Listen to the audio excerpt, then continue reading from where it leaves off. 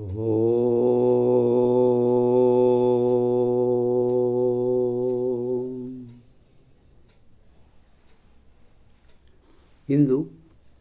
August 24ನೇ ತಾರೀಕು.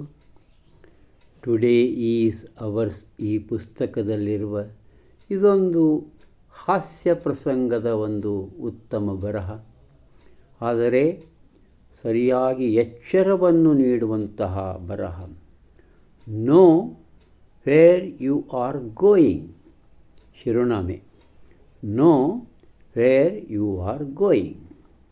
A ticket inspector entered a train at Pune Junction. He examined several tickets and told each of the passengers that he was in the wrong train and asked them to detrain.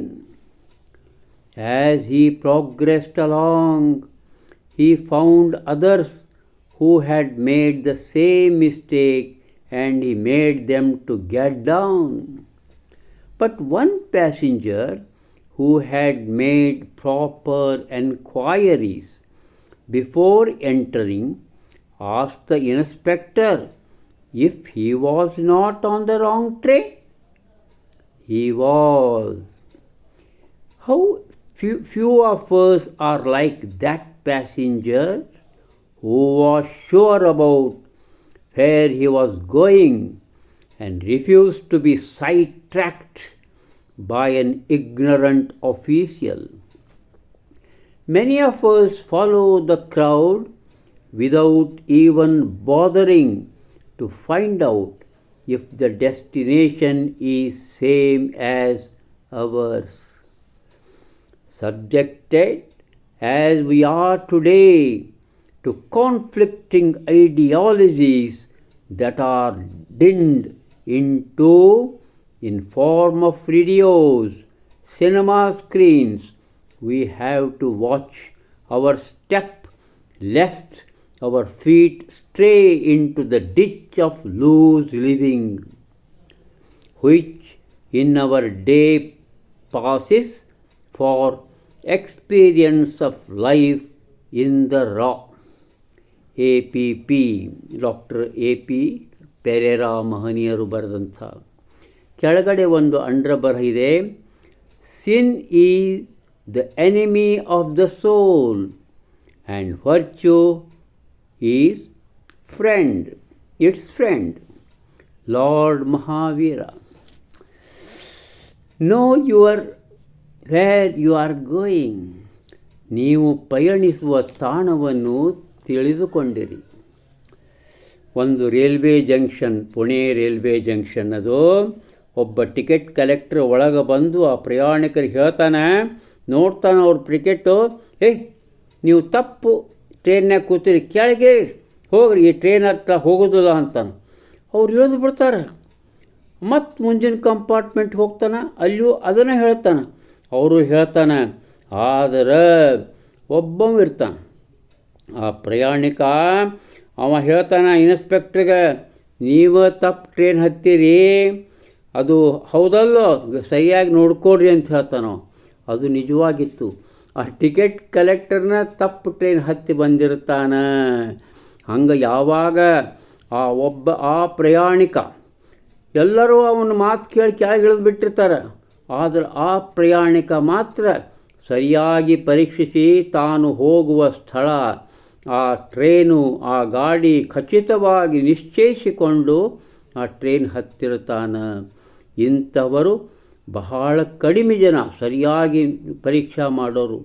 ಆ ಇನ್ಸ್ಪೆಕ್ಟರ, ಆ ಅಜ್ಞಾನಿ ಇನ್ಸ್ಪೆಕ್ಟರ ಆ ಎಚ್ಚರಗೊಳಿಸಿದ್ದನ ಮಾತಿಗೆ ಬಲಿಯಾಗಲಿಲ್ಲ ಅವ.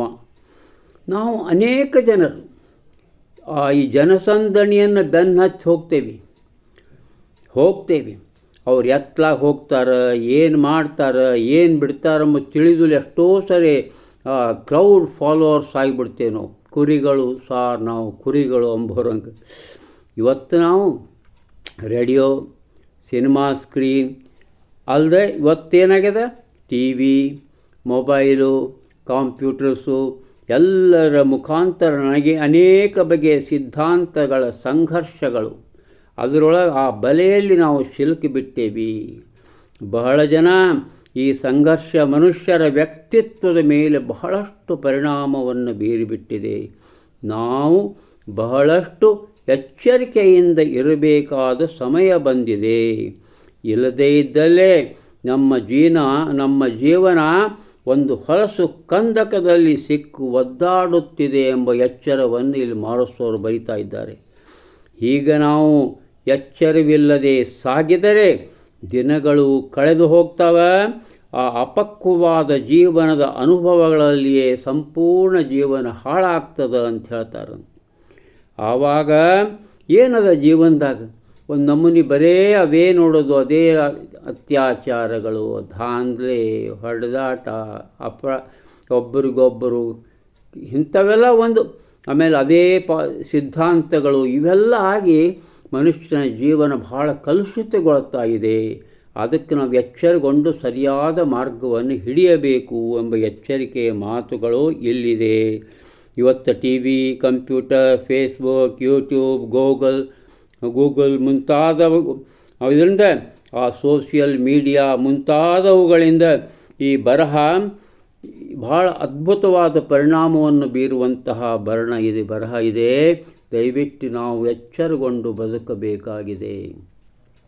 ಇನ್ನು ಎರಡನೇದು ಆ Mahavir lord Mahavir ಏನು ಹೇಳೋಣಂದರೆ, ಆತ್ಮದ ವೈರಿ ಯಾರು?